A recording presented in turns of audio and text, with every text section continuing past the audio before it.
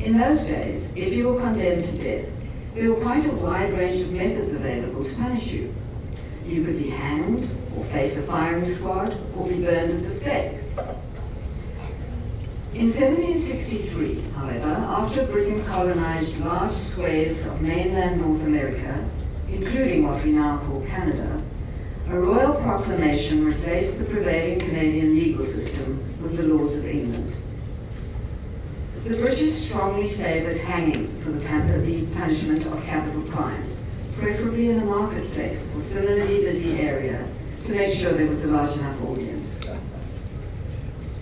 In Canada, too, public hangings, based on the English model, gradually became the only method of dealing with serious crimes.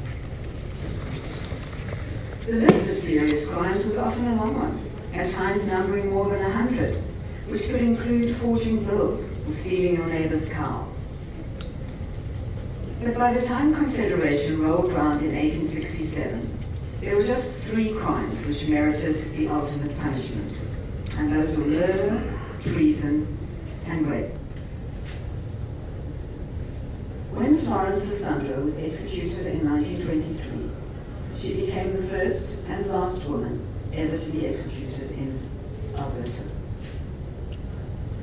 Those were the dark days of prohibition in North America. In the US, the manufacture, transportation, importation, and sale of alcohol were completely banned. In slightly less restricted Canada, there was no ban on the manufacture of liquor for export. This was a huge opportunity for entrepreneurial types who wanted to make a quick buck. Heavily armed outlaws called bootleggers or rum runners loaded their trucks and automobiles with crates of illegal booze and ran them across provincial and national borders to quench the public's thirst for hard liquor.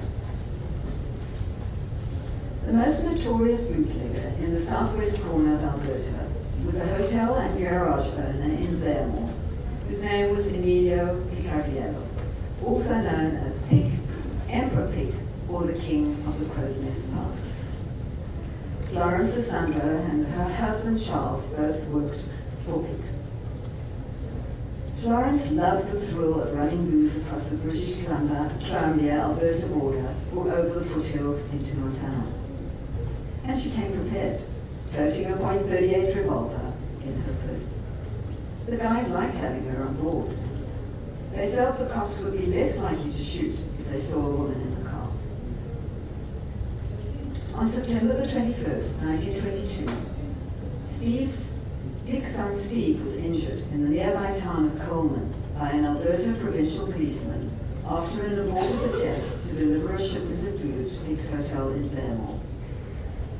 Pic rushed off with Florence in tow to confront the officer.